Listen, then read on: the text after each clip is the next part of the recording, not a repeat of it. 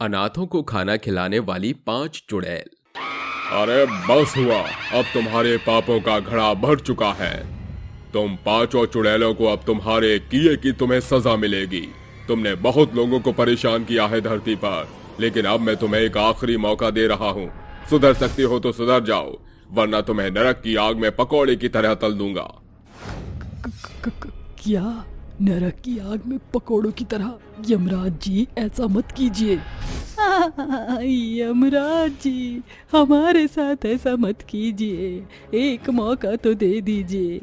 हाँ यमराज, आप जो भी परीक्षा देंगे उसे हम पार करने की कोशिश करेंगे। हाँ यमराज जी, सिर्फ एक आखिरी मौका दे दीजिए। हाँ यमराज जी, हम वादा करते हैं, हम जरूर सुधरेंगे। ठीक है, अगर तुम पांचों चुड़ैलें सुधरना चाहती हो तो मैं तुम्हें एक आखिरी मौका देता हूँ। अगर तुम इस परीक्षा में पास हो गई तो तुम्हें स्वर्ग लोक भेज दिया जाएगा। तुम्हारी परीक्षा यह है कि तुम पांचों चुड़ैलों को धरती पर जाकर बेसहारा, बेरोजगार, बेबस, अनाथ, गरीब लोगों को खाना खिलाना है। यदि ऐसा करने में तुम सभी सफल हो गई तो मैं तुम्हें स्वर्ग लोक में जाने का अवसर दूंगा। और याद रहे, तुमने धरती पर किसी से ईर्ष्या, द्वंद, बदला ये सब नहीं करना है। नहीं नहीं यमराज, हम किसी को परेशान नहीं करेंगे, द्वंद करेंगे, हम अच्छे से रहेंगे। जी महाराज, एक मौका तो सबको दिया जाता है। ठीक है, जाओ, मेरी नजर तुम सब पर ही है। ऐसा कहकर यमराज उन 5 चुड़ैलों को धरती जैसे आम लोगों की वेशभूषा में तब्दील कर देता है।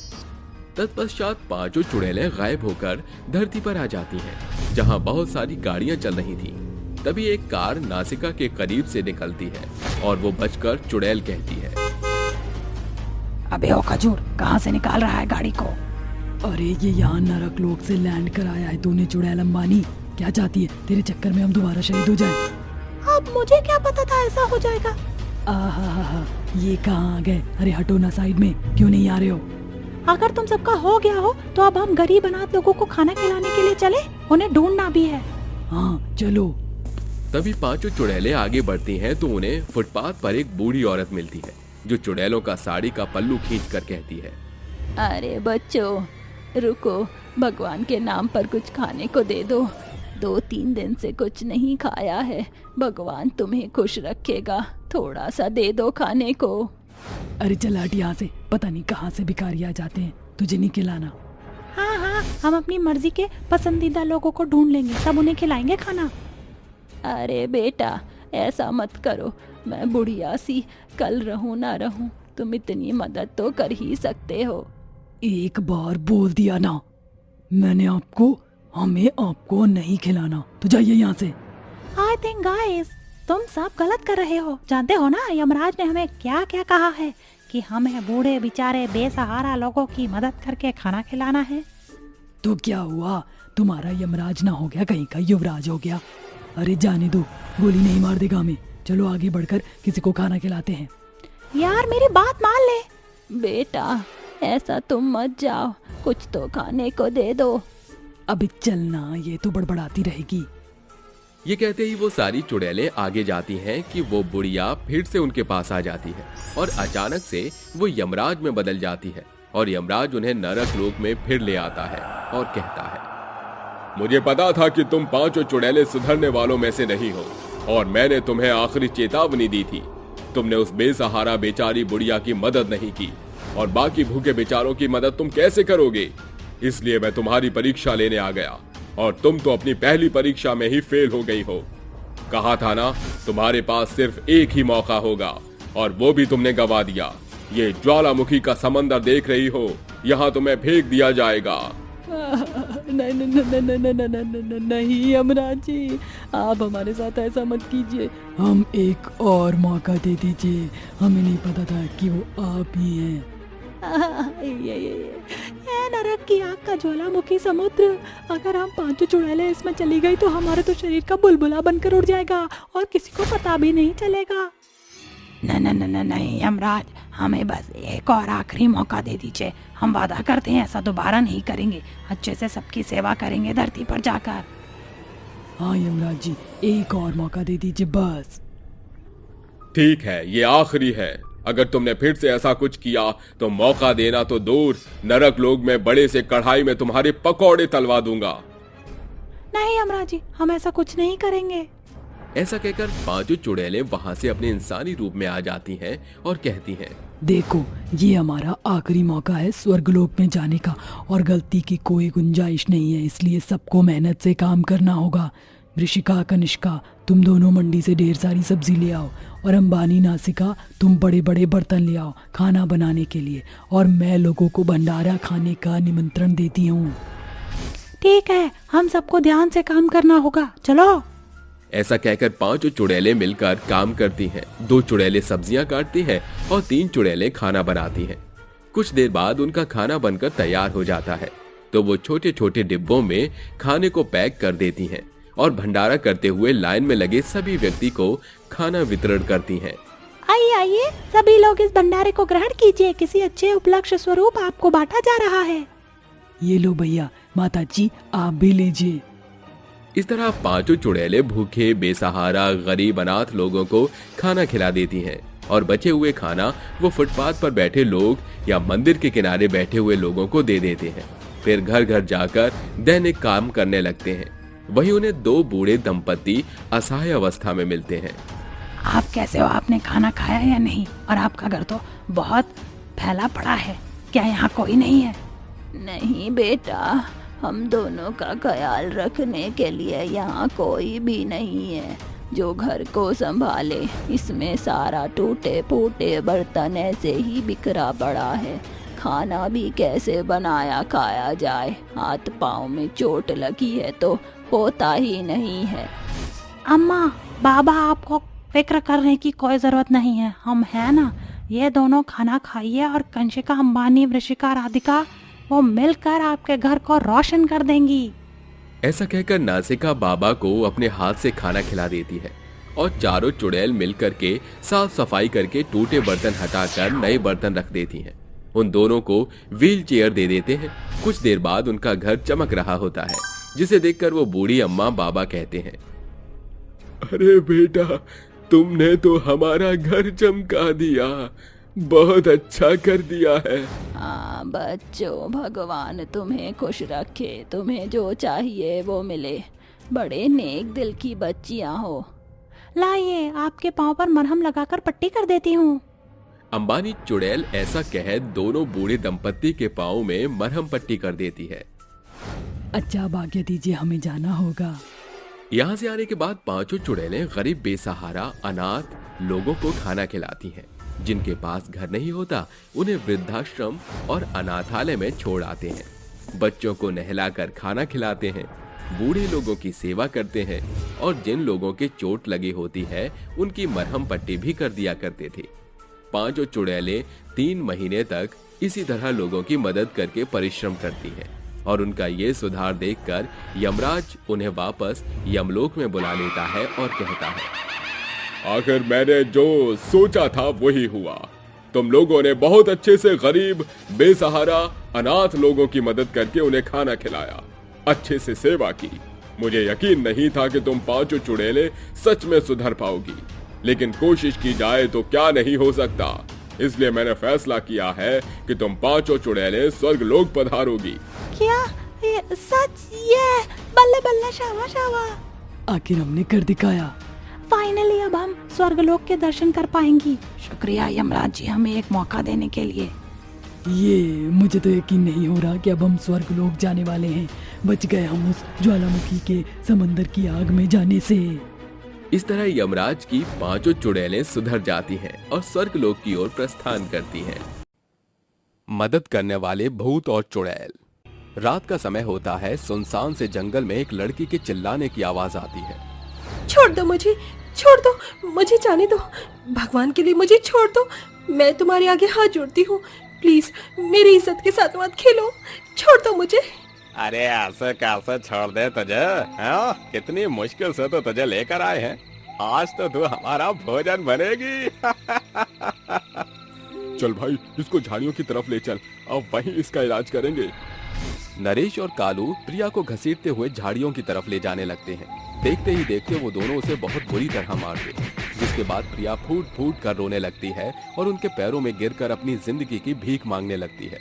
मैं तुम्हारे आगे हाथ जोड़ती हूँ, भगवान के लिए मुझे छोड़ दो, मैंने तुम्हारा क्या बिगाड़ा है? तुम मेरे साथ ऐसा क्यों कर रहे हो? अरे किसी भी लड़की ने हमारा कुछ नहीं बिगाड़ा, लेकिन हमें लड़कियों से ही नफरत है, इसलिए हम तुम्हें मारना चाहते हैं। आज तो तू नहीं बचने वाली। ऐसा कहकर वे दोनों उसके साथ हाथापाई करते हैं। तभी एक भूत और चुड़ैल वहां पर प्रकट होते हैं और ये सब देखकर आपस में एक दूसरे से कहते हैं, अरे ये लोग इस बेचारी लड़की के साथ क्या कर रहे हैं? ये लोग ठीक नहीं है, हम इस लड़की को इन लोगों से बचाना होगा। चलो अभी इनकी खैर खबर लेते हैं। ऐसा कहकर भूत और चुड़ैल उन दोनों को पकड़ लेते हैं, जिसके बाद कालू और नरेश भूत और चुड़ैल को देखकर बहुत ज्यादा डर जाते हैं। हे भगवान, ये क्या? ये तो भयानक भूत और चुड़ैल यहाँ पर प्रकट हो गए। ये दोनों यहाँ पर कहाँ से आ गए? अरे भाई, तेरे चक्कर में मैं भी फंस गया। अरे हमें छोड़ दो, हमें जाने दो। ऐसे कैसे जाने दे तुम्हें? जो लोग दूसरे लोगों के साथ अत्याचार करते हैं, हम उन्हें नहीं छोड़ते। अब तू हमारे हाथों से नहीं बच सकता। ऐसा कहकर दोनों भूत और चुड़ैल कालू और नरेश को उठाकर पटकते हैं, जिसके बाद वो दोनों वहीं मर जाते हैं। अपनी मदद एक भूत और चुड़ैल को करते हुए देख प्रिया उनसे कहती है, तुम्हारा बहुत बहुत शुक्रिया। आजकल के जमाने में तो इंसानों के अंदर इतनी इंसानियत ही नहीं कि वो किसी की मदद करे, लेकिन तुम भूत और चुड़ैल होने के बाद भी लोगों की मदद कर रहे हो। ये सुनकर भूत और चुड़ैल बहुत खुश होते हैं, जिनके बाद वो दोनों वहाँ से गायब हो जाते हैं और प्रिया वहाँ से अपने घर के लिए निकल जाती है। भूत और चुड़ैल जैसे ही अपनी गुफा में पहुँचते हैं तो एक दूसरे से कहते हैं, आखिर हम कब तक इस श्राप और चुड़ैल के वेश में भूत बनकर यहाँ भटकते रहेंगे? जब तक हम हमारे पापों को धो नहीं लेते तब तक हम यहीं रहेंगे। वे दोनों आपस में अपने पापों की बात कर ही रहे होते हैं कि आखिर उन्होंने ऐसा क्या किया था जिसकी वजह से उनके साथ ऐसा हो रहा था। चलिए ये जानने के लिए कहानी में थोड़ा सा पीछे चलते हैं। एक दिन की बात है, एक चिराग नाम का लड़का अपनी गर्लफ्रेंड के साथ बाइक पर बैठकर बहुत तेजी से जा रहा होता है। मुझे ऐसे हवा में बातें करना बहुत पसंद है। कितना मजा आ रहा है फुल स्पीड में बाइक चलाने में। और मुझे इस तरह खुलकर जिंदगी जीने में भी बहुत मजा आता है। मैं चाहती हूँ कि हम लोग हमेशा इसी तरह अपनी जिंदगी को जीते रहें। चिराग और अनामिका दोनों एक दूसरे से बहुत प्यार करते थे, लेकिन वो जिंदगी को जीने के चक्कर में बहुत सारे गलत काम कर चुके थे। उनके पास जब पैसे नहीं होते थे तो वे दोनों चोरी करके अपना गुजारा किया करते थे। एक दिन वो दोनों पहाड़ों पर घूमने के लिए जाते हैं, जहां वो एक तांत्रिक बाबा को तपस्या करते हुए देखते हैं। अरे वाह, देखो तो सही, यहाँ तो तांत्रिक बाबा तपस्या कर रहे हैं। चलो इनकी तपस्या भंग करते हैं। वो दोनों मिलकर तांत्रिक बाबा के सामने नृत्य करना शुरू कर देते हैं, जिसकी आवाज से तांत्रिक बाबा का ध्यान भटक जाता है और वो अपनी तपस्या छोड़ देते हैं। जिसके बाद तांत्रिक बाबा को बहुत गुस्सा आता है और वो गुस्से में अनामिका और चिराग को श्राप देते हैं। तुम दोनों ने मेरी कई सालों की तपस्या को भंग किया है। मैं तुम्हें माफ नहीं कर सकता, इसलिए मैं तुम्हें श्राप देता हूँ। आज के बाद तुम दोनों को मुक्ति नहीं मिलेगी और तुम्हें भूत और चुड़ैल बनकर लोगों की मदद करनी होगी और उनकी सहायता करनी होगी। तब जाकर तुम्हें एक दिन अपने आप मुक्ति मिल जाएगी। ऐसा कहकर तांत्रिक बाबा उन्हें श्राप दे देते हैं, जिसके बाद अनामिका और चिराग दोनों भूत और चुड़ैल में बदल जाते हैं और दर दर भटकने लगते हैं। अपने किए का भुगतान करने के लिए वो लोगों की मदद करते हैं। इतने समय से हम लोगों की मदद कर रहे हैं और उन्हें बचा रहे हैं, लेकिन फिर भी हमें चुड़ैल और भूत से मुक्ति नहीं मिल रही। देखो, तुम चिंता मत करो। जब हमारे पाप पूरी तरह धुल जाएंगे तो तांत्रिक बाबा का श्राप भी टूट जाएगा और हमें मुक्ति मिल जाएगी। तभी उन दोनों को एक अजीब सा एहसास होता है। मुझे लगता है कहीं पर खतरा मंडरा रहा है। मुझे भी ऐसा महसूस हो रहा है। चलो चलकर देखते हैं। वो दोनों गांव के चारों तरफ यहाँ से वहाँ घूमते हैं, लेकिन उन्हें कुछ भी गलत होता हुआ दिखाई नहीं देता। तभी एक रेलवे स्टेशन से बहुत जोरों से लोगों की चिल्लाने की आवाज आती है। बचाओ बचाओ बचाओ बचाओ। हे भगवान, अगर आज ये ट्रेन नहीं रुकी तो पता नहीं कितने लोगों की मृत्यु हो जाएगी। काश कोई इन्हें बचा ले, काश कोई चमत्कार हो जाए। जैसे ही भूत और चुड़ैल ये सब देखते हैं, वो तुरंत ट्रेन के अंदर बैठे हुए लोगों को बचाने के लिए वहां पहुंच जाते हैं। जिसके बाद भूत और चुड़ैल ट्रेन को अपनी शक्तियों से रोकने की कोशिश करते हैं। देखते ही देखते वो दोनों ट्रेन को एक्सीडेंट होने से पहले रोक लेते हैं। आखिरकार हमने लोगों की जिंदगी बचा ही ली। हाँ हाँ, तुम सही कहती हो। आज अगर हम लोग सही वक्त पर ना आए होते तो पता नहीं कितने लोगों की जान चली जाती। भूत और चुड़ैल का ये बर्ताव देख वहाँ के सभी लोग उनका शुक्रिया अदा करने लगते हैं। भगवान तुम्हारा भला करे, आज अगर तुम ना होते तो पता नहीं कितने सारे लोगों की जान चली जाती। अरे तुमने कई लोगों को एक नई जिंदगी दी है। मैं ऊपर वाले से दुआ करता हूँ कि तुम्हें अगले जन्म में फिर से इंसान का रूप मिले और तुम अपनी जिंदगी को अच्छे से जी सको। उनके इतना कहते ही भूत और चुड़ैल इंसान के रूप में बदल जाते हैं, जिसके बाद भूत और चुड़ैल एक दूसरे को देखकर कहते हैं, आखिरकार हमारे पापा का प्रायश्चित हो ही गया और हमें श्राप से मुक्ति मिल गई। तुम सही कहती हो, ये सब इन लोगों की दुआओं का फल है, वरना हमें पता नहीं कितने सालों तक भूत और चुड़ैल के रूप में ऐसे ही भटकते रहना पड़ता। वो दोनों अपने बारे में लोगों को बताते हैं। उन दोनों के बारे में जब लोग सुनते हैं तो उन्हें विश्वास नहीं होता। उस दिन के बाद से चिराग और अनामिका दोनों लोगों की मदद करते रहते हैं और एक साथ खुशी खुशी रहने लगते हैं। भूतिया किताब। Listen to me all students, please शांति बनाए रखें। रात से पहले हम सभी को घर पहुंचना है। टूर पर घूमने गए सभी स्टूडेंट्स घर वापस लौट रहे थे। बस तेजी के साथ शाम के अंधियारे में तेजी से आगे बढ़ रही थी। तभी अचानक एक सुनसान भयंकर जंगल के पास बस झटके से रुक जाती है और कॉलेज का प्रिंसिपल कहता है, क्या हुआ ड्राइवर, बस क्यों रोक दी? सर, लगता है इंजन में तकनीकी खराबी आ गई है। सड़क एकदम सुनसान वीरान थी। जंगल के घने पेड़ आंधी तूफान की तरह लहराते हुए साए साए की आवाज कर रहे थे। साथ ही चमगादड़ों की टोली आसमान में उड़ते हुए शोर मचाते हुए और भी ज्यादा खौफ पैदा कर रहे थे। दूर दराज तक कोई आता दिखाई नहीं दे रहा था। फिर प्रिंसिपल कहते हैं, एक मैकेनिक ढूंढने में इतनी देर क्यों हो रही है? रात होने को आ गई। मुझे नहीं लगता सर कि इस भूतिया रास्ते से कोई इंसान आता जाता होगा। कितना भयानक लग रहा है ये सड़क और ये जंगल। काफी देर राह देखने के बाद भी वहाँ कोई नहीं आता। तभी एक डरावनी औरत न जाने कहां से उनके सामने आकर कहती है, लगता है आप भी मुसाफिर हैं। हमारी बस खराब हो गई है। सरकार ने इस रास्ते को बंद कर दिया है, इसीलिए यहाँ कोई आता नहीं। और तूफानी रात में तो किसी के आने की उम्मीद लगाना बेकार है। हाँ, पर एक रास्ता है। वो क्या है? यहाँ पास में एक पुरानी हवेली है। आप सभी चाहें तो आज की रात वहाँ रुक सकते हैं। इस डरावनी सड़क पर रुकने से अच्छा हमें इनके साथ चलना चाहिए, क्योंकि मौसम भी काफी खराब है। सभी उस औरत के साथ हवेली आ जाते हैं। हवेली का बिगड़ा हाल देखकर कहते हैं, ओह गॉड, कितना डस्ट और जाला है यहाँ। क्या आप सचमुच यही रहती हैं? ऐसा लग रहा है जैसे यहाँ बरसों से कोई आया नहीं गया नहीं। But it's fantastic. लगता है एक वक्त में ये हवेली फेमस लाइब्रेरी या कॉलेज हुआ करती थी। जी हाँ, कुछ बरस पहले यहाँ पर एक मशहूर कॉलेज और पुस्तकालय संग्रह हुआ करता था। हमें यहाँ की हिस्ट्री से कोई लेना देना नहीं, हमें सिर्फ आज की रात यहाँ काटनी है। टीचर संगीता को उस औरत की बातें और रूप अटपटी जान पड़ने पर हिचकते हुए कहती है, प्रिंसिपल सर, जाने क्यों मुझे ये जगह या और ये औरत कुछ ठीक नहीं लग रही। हमें यहाँ से चलना चाहिए। तो क्या इतनी रात को यहाँ से निकलकर हम उस सुनसान सड़क पर भटकेंगे मिस संहिता? आज हम यहीं रुकेंगे, इट्स माय ऑर्डर। थोड़ी देर में सभी गहरी नींद में सो जाते हैं, पर शिमोना आधी रात तक जाग रही होती है कि खिड़कियों की खटर पटर से उसकी नजर एक किताब पर पड़ती है जो काफी पुरानी होती है। फिर एक किताब से अट्रैक्ट होकर वो उस किताब को उठाकर कहती है, वाओ, ये बुक तो बहुत ओल्ड और हिस्टोरिकल जान पड़ती है। सिमोना हड़बड़ी के साथ किताब पढ़ने की लालसा में जैसे किताब का पहला पन्ना खोलती है तो उस पर लिखा होता है, किताब पढ़ना मना है। How funny thoughts. अब तो मैं इस किताब को जरूर पढ़ूंगी। जैसे ही वो उसको पढ़ती है, किताब के अंदर से एक बेहद डरावनी आवाज शिमोना के कानों में पड़ती है और दो हाथ बाहर निकलते हैं, जिसे देख खौफ के मारे किताब उसके हाथ से छूटकर जमीन पर गिर जाती है। फिर भूतिया किताब के अंदर से दो हाथ बाहर निकलकर उसे किताब के अंदर खींच लेते हैं और थोड़ी देर बाद किताब के पन्ने बंद हो जाते हैं। फिर रोमिल की आंख खुलती है तो वो शिमोना को गायब देखकर कहता है, ये शिमोना कहाँ चली गई? कहीं भी शांत नहीं रहती।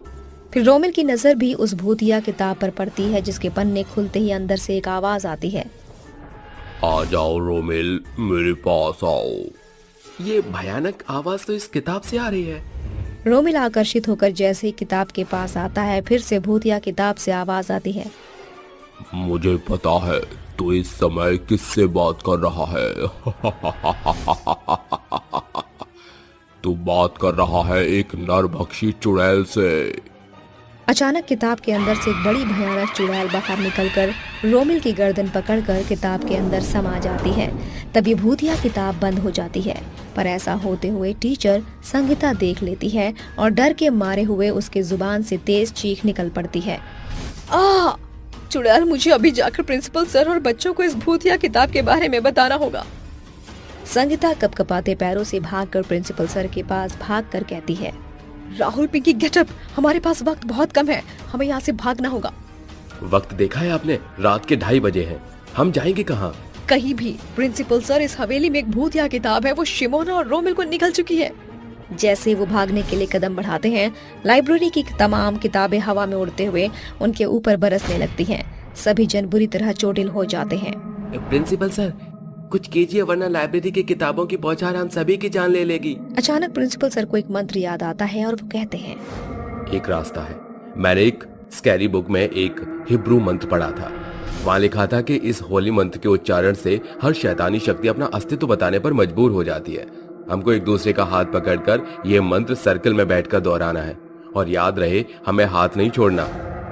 सभी सर्कल बनाकर लाइब्रेरी के टेबल पर बैठकर मजबूती से एक दूसरे का हाथ पकड़कर मंत्र दोहराते हुए कहते हैं, Infirato espiricit, consigrato unmeritus। सभी एक साथ मिलकर मंत्र को दोहराते हैं कि चुड़ैल भूतिया किताब से बाहर निकलती है और लाइब्रेरी की लाइट जलने बुझने लगती है और चुड़ैल सर्कल के चारों तरफ उड़ते हुए चक्कर लगाकर कहती है, बंद करो इन मंत्रों को जपना। मैंने कहा रोको। इस मंत्र को तुम ऐसे नहीं मानोगे तो तुम्हारे ये 2 कौड़ी के मंत्र मेरा कुछ नहीं बिगाड़ सकते। चुड़ैल गुस्से में आकर आग बबूला होकर जोर से चिल्लाती है, जिस कारण हवेली के सभी खिड़की दरवाजे के कांच टूटकर सर्कल के चारों ओर बिखर जाते हैं और एक टुकड़ा राहुल की गर्दन पर आकर चुभ जाता है। और मंत्र रुकने के साथ चुड़ैल कहती है, क्या हुआ? तुम्हारे मंत्रों के उच्चारण रुके ही क्यों? हाँ, रुकते ही एक तार टूट गई, मंत्र अधूरा रह गया। अब मैं तुम सबको मारकर तुम्हारी आत्माओं को अपने भूतिया किताब में हमेशा के लिए कैद कर लूंगी। पर तुम्हें लोगों को मारकर क्या मिलता है? मजा आता है, सुकून मिलता है। लगता है तुम्हारी नजरें किसी को खोज रही हैं। वो औरत कहाँ गई जो हमें यहाँ लेकर आई थी? लगता है तुम शायद इसे ढूंढ रही हो। इसका मतलब वो औरत तुम ही थी? हाँ, चुड़ैल होना कोई भी रूप ले सकती हो। छलावा करना तो मेरी पुरानी आदत है। आखिर तुम इस किताब में कैद हुई कैसे? पहली बार ये बात किसी ने पूछी है। सुनो, हवेली के आकार के ढांचे का बना ये लाइब्रेरी एक वक्त में कॉलेज हुआ करता था। कॉलेज में पढ़ने वाली अहाना को किताबों का बहुत शौक था। वो घंटों लाइब्रेरी में बैठकर रहस्यमय किताबों को पढ़ा करती थी, जिस कारण उसने अपनी पढ़ाई पर ध्यान लगाना ही बंद कर दिया, जिसे देखकर कॉलेज प्रिंसिपल कहते हैं, तुमसे इसकी उम्मीद नहीं थी अहाना। तुम तो इस कॉलेज की सबसे होनहार स्टूडेंट थी। तुम्हें पता भी है तुम फाइनल एग्जाम में फेल हो चुकी हो। पासिंग मार्क्स भी नहीं ला सकी तुम। ये जानकर अहाना के पैरों तले जमीन खिसक जाती है और वो देर रात लाइब्रेरी के बेंच पर बैठकर आंसू बहाती है और कहती है, इन किताबों ने मेरा भविष्य उज्जवल होने से पहले ही मिट्टी में मिला दिया। अब मुझे जीने का कोई हक नहीं। किताब पर सर रखकर अहाना हमेशा के लिए आंखें बंद कर लेती है, जिस कारण उसकी आत्मा उस किताब के अंदर ही कैद हो जाती है और कॉलेज के सभी स्टूडेंट्स को मारने लगती है, जिस कारण उस कॉलेज पर हमेशा के लिए ताला लग जाता है। मेरी अधूरी दास्तान पूरी हो गई, अभी तुम्हें मरना भी तो है। चुड़ैल चारों ओर तूफानी बवंडर मचाने लगती है। तभी प्रिंसिपल की आत्मा आकर कहती है, अगर तुम इस चुड़ैल से बचना चाहते हो तो इस भूतिया किताब को जला दो। सुबह के 4 बजते ही पहर बदल जाएगा। उस समय ये एकदम कमजोर होती है। फिर प्रिंसिपल की आत्मा गायब हो जाती है और घड़ी की आवाज बजते ही उसकी नजर घड़ी पर पड़ती है। 4 बज गए, हमें इस किताब को जलाना होगा। फिर वो आग जलाकर भूतिया किताब के सभी पन्ने फाड़कर उन्हें भस्म करते हैं और आग की लपटों से कंकाल की परछाई बाहर निकलकर फूट पड़ती है। तभी चुड़ैल गायब हो जाती है। इसी के साथ भूतिया किताब का किस्सा हमेशा के लिए समाप्त हो जाता है। गांव में चारों ओर सन्नाटा था। कुत्ते भौंक रहे थे। तभी अचानक से एक लाल रंग का खोखार भूत आता है, जिसके बड़े बड़े डरावने दांत और आंखें थी। उसके आते ही गांव में तहलका मच जाता है। सभी लोग डरकर उससे घर में छुप जाते हैं और वो भूत कहता है, मार डालूंगा। कोई नहीं बचेगा, सब मरेंगे, किसी को नहीं बख्शूंगा। तुम गांव वाले लोगों की आज मौत आई है। ऐसा कहकर वो दानव भूत लोगों की गर्दन पकड़कर उन्हें मार देता है, कुछ को हवा में उछाल देता है। तभी लोग उससे बोलते हैं, छोड़ो हमें, छोड़ो, जाने दो, क्यों हमारी जान के पीछे पड़े हो? तुमने मेरा कुछ नहीं बिगाड़ा, लेकिन मरना तो होगा तुम्हें। इतना कहते ही वो भूत एक झटके में उस आदमी को मार देता है और गांव के दूसरे लोगों के पास जाकर उनके हाथ पांव को काटकर अलग कर देता है। ऐसे ही उस भूत के सामने वाले घर में 4 आदमी आपस में बैठकर पत्ते खेल रहे थे। तभी उन तीनों आदमियों को भूत बहुत बेरहमी के साथ मार देता है। तभी चौथा आदमी भाग ही रहा था कि उसकी गर्दन पकड़कर हवा में उठा लेता है और बोलता है, कहां बचकर जा रहा था, आखिर मेरी पकड़ में आ ही गया। अब कोई नहीं बचा सकता मुझसे तुझको। प्लीज प्लीज छोड़ दो मुझे जाने दो। आखिर मैंने तुम्हारा क्या बिगाड़ा है? क्यों इन लोगों को मारे जा रहे हो? मैं तुमसे विनती करता हूँ, भगवान के लिए मुझे छोड़ दो। नहीं छोड़ सकता, कोई नहीं बचेगा, मालिक का आदेश है। मैं उनकी बात को नहीं टाल सकता, इसलिए मुझे तुम्हें भी मारना ही होगा। ऐसा कहकर वो भूत उस आदमी को जान से मार डालता है और उसकी लाश को लेकर अपने मालिक यानी कि तांत्रिक के पास ले जाता है, जहां वो एक अंधेरी गुफा में बैठकर काली शक्तियों के मंत्र पढ़ रहा होता है और कहता है, मालिक, मैं आ गया, आपके दिए हुए काम को मैंने पूर्ण किया। वाह, आ गया मेरा शेर। ला इस मुर्दे की मुंडी दे मुझे, मेरी शक्तियों को अब मैं बहुत ही जल्द पा लूंगा। ये लीजिए मालिक। इतना कहकर तांत्रिक अपनी काली शक्तियों को बढ़ाने के लिए कई मुर्दों की मुंडियों को लेकर एक विधि करने लगता है, जिसके बाद उस आग में से कुछ आग के गोले जैसी शक्ति आती है और उस तांत्रिक में समा जाती है। ताकतवर बनने के बाद तांत्रिक की आंखें भयानक लाल हो जाती हैं और वो हंसकर कहता है, इस विधि के बाद मैं और भी ज्यादा शक्तिशाली ताकतवर तांत्रिक बन गया। अब कोई भी मेरे आगे नहीं टिक सकता। भूत चुड़ैल पिशाचों का राजा बन गया हूं मैं, राजा। कुछ दिन बीत जाते हैं। तांत्रिक उस भूत को अपने वश में कर उससे गुलामों की तरह काम करवाता और अपनी गांव में अपनी दहशत फैलाता। एक दिन तांत्रिक को अपनी शक्ति बढ़ाने के लिए फिर मुर्दों की जरूरत पड़ती है और वो भूत को बोलता है, राका, तुम्हें मेरे लिए और लाशें लानी पड़ेंगी, क्योंकि मुझे अपनी शक्तियां और बढ़ानी है। जाओ और जाकर लोगों को मारो। मालिक, अब मुझसे ये और नहीं होता। मैं कितने बेकसूर लोगों की जान लूंगा। नहीं, मैं नहीं जाऊंगा मालिक। क्या बोला तूने? तू मेरा काम नहीं करेगा? तूने मेरे आदेश को टाला, तेरी ये हिम्मत? अभी तुझे बताता हूँ। ऐसा कहकर तांत्रिक राका भूत को चाबुक से मारता है और उस पर अपने मंत्रों से प्रहार करता है, जिसके बाद वो भूत बहुत ही कमजोर हो जाता है और कुछ घंटों के बाद आकर तांत्रिक उसे कहता है, क्यों आ गई ना तेरी अकल ठिकाने? तू मेरी बात मानेगा और भूल मत, तुझे मैंने उस चुड़ैल के वश से बचाया था। भले ही मालिक, आपने मुझे उस चुड़ैल के चंगुल से बचाया था, लेकिन आपने भी तो मुझे कैद करके रखा है। तो तुझे क्या लगता है मैंने इतनी कसर तुझे बचाने के लिए की थी? नहीं, तुझे अपना गुलाम बनाने के लिए की थी। बेवजह तो मैं एक मंत्र नहीं फूंकता, तो तूने ये कैसे सोच लिया कि मैं तुझे बख्श दूंगा? अब जा और जो मैंने तुझसे कहा था उस काम को पूरा कर। तांत्रिक की बात सुनकर राका गांव की ओर बढ़ जाता है और लोगों को मारने लगता है।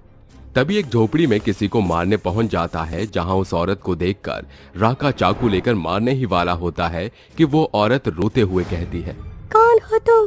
क्यों आए हो यहाँ? क्यों मुझे मारना चाहते हो? छोड़ दो मुझे, छोड़ दो। मरना तो होगा तुझे, मैं मजबूर हूँ। मारना नहीं चाहता, लेकिन मेरे मालिक का आदेश है। भगवान के लिए छोड़ दो मुझे। मेरी कोख में छोटा बच्चा पल रहा है जो अभी इस दुनिया में भी नहीं आया। मैं तुम्हारे आगे हाथ जोड़ती हूँ, मुझे मत मारो। ठीक है, मैं तुम्हें नहीं मारता। भूत को गए हुए काफी देर हो जाती है। वो तांत्रिक के पास लोगों की लाश लेकर नहीं पहुंचता। इतने में तांत्रिक अपनी काली शक्तियों के जरिए उस भूत के पास पहुंच जाता है, जहां वो देखता है कि उसके सामने एक औरत होती है और वो उसे कहता है, एक औरत को मारने में तुझे इतनी देर कैसे लग सकती? मार इस औरत को और ले ले इसकी जान। नहीं नहीं, मत मारो मुझे। मेरे छोटे से बच्चे ने तुम्हारा क्या बिगाड़ा है? अभी तो उसने ये दुनियादारी देखी भी नहीं है। भगवान के लिए छोड़ दो हमें। राका, नहीं, इसकी बात मत सुनना। मेरे आदेश को पूरा करो और मारो इस औरत को और इसके बच्चे को भी।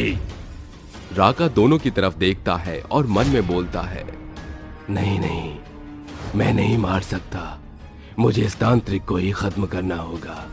ऐसा बोलकर राका उस घर में पास रखे चाकू को उठाता है और बिना देरी किए उस तांत्रिक के पेट में मार देता है, जिससे वो तांत्रिक वहीं मर जाता है और बोलता है, यह तूने ठीक नहीं किया राका। मेरा ही नमक खाकर तूने मुझसे गद्दारी की। बहुत भारी पड़ेगा तुझे। मैं वापस आऊंगा, मैं फिर वापस आऊंगा। आखिर कब तक मैं तुम्हारी कैद में रहता और निर्दोषों की हत्या का कारण बनता? इसीलिए मैंने इस परेशानी को ही जड़ से काट डाला। न तुम रहोगे गांव में और न ही मासूम लोगों की जान जाएगी। ये तूने छल किया है मेरे साथ। राका बहुत पछताएगा। ऐसा बोलकर वो तांत्रिक तड़प तड़प कर मर जाता है और राका उस औरत से बोलता है, मुझे माफ कर दो जो मैंने तुम्हारे साथ किया। मैं कुछ भी अपने मन से नहीं करना चाहता था। ये सब ये विशैला तांत्रिक मुझसे करवाता था, लेकिन अब मैंने इस तांत्रिक को जान से मार डाला। बहुत बहुत शुक्रिया तुम्हारा। तुम बहुत नेक दिल भूत हो जो किसी को नुकसान पहुंचाना नहीं चाहता। राका उस औरत के घर से बाहर आ जाता है और गांव में हाहाकार मचाने और सभी मौतों की जिम्मेदारी लेते हुए वो गांव वालों से माफी मांगता है और हमेशा हमेशा के लिए अपनी दुनिया में लौट जाता है, जिसके बाद गांव वाले खुशी खुशी रहने लगते हैं। अनाथ बच्चों का जादुई चूल्हा। चंद्रवती और सुदामा दोनों बाजार से लौट रहे थे कि अचानक से आसपास के लोग हल्ला बोल देते हैं। किसी बात से नाराज होकर वो कांच की बोतल तोड़ते हैं, लोगों पर हिंसा करते हैं, गाड़ियों में आग लगाते हैं।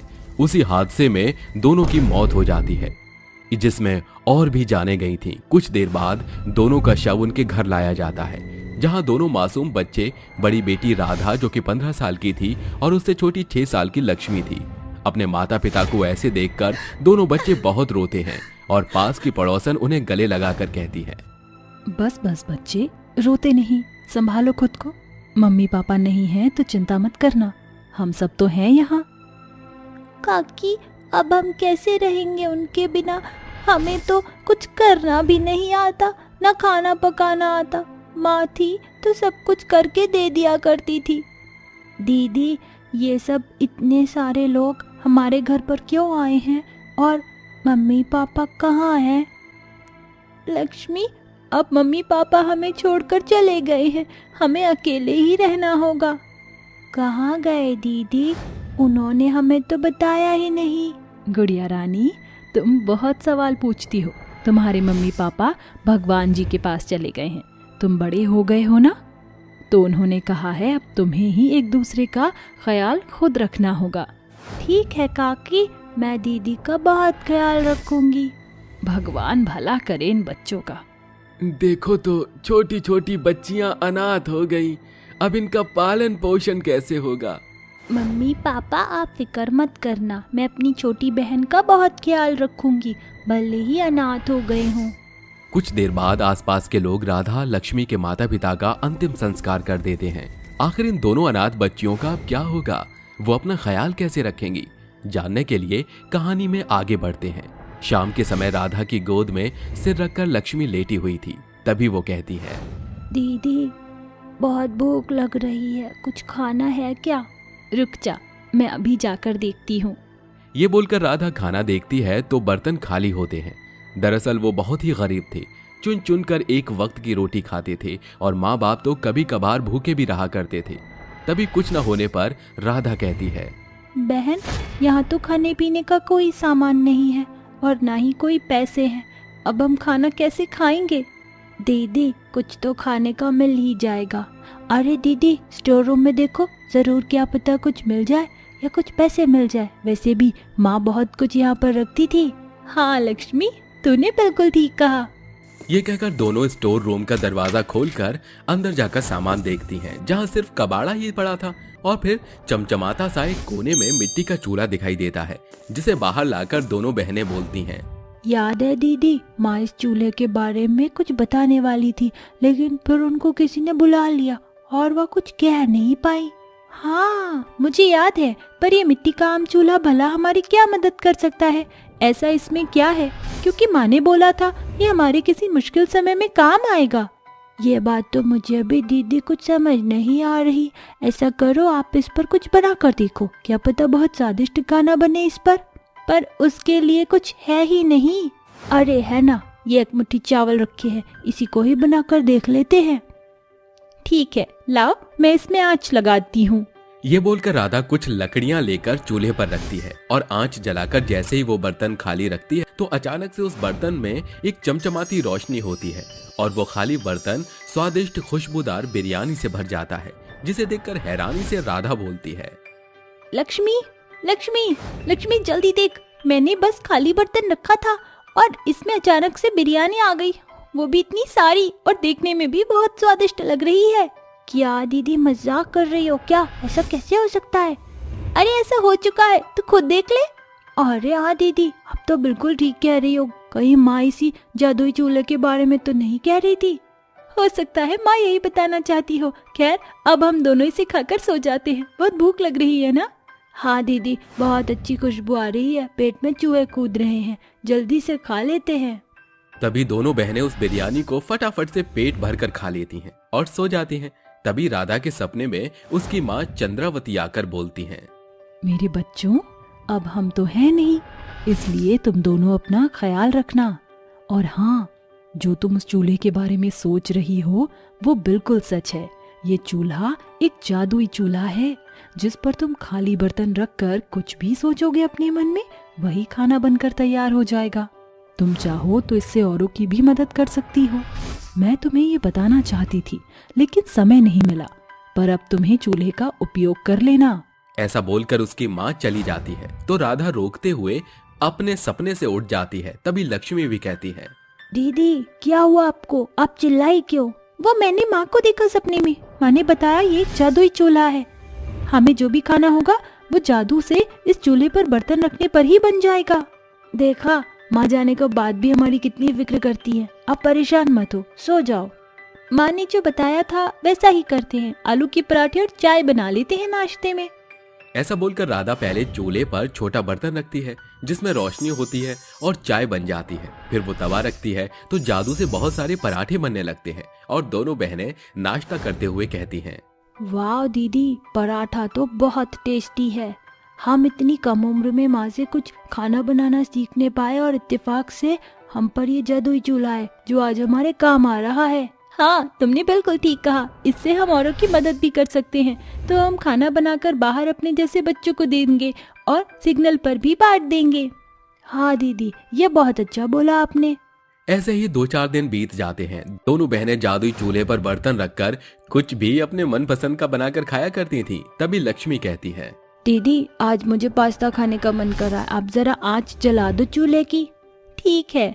तभी राधा चूल्हा जलाकर उस पर एक बर्तन रख देती है और कहती है, ये जादुई चूल्हे जल्दी से पास्ता बना दे। तभी एक तेज रोशनी में उस पर स्वादिष्ट सा पास्ता बन जाता है।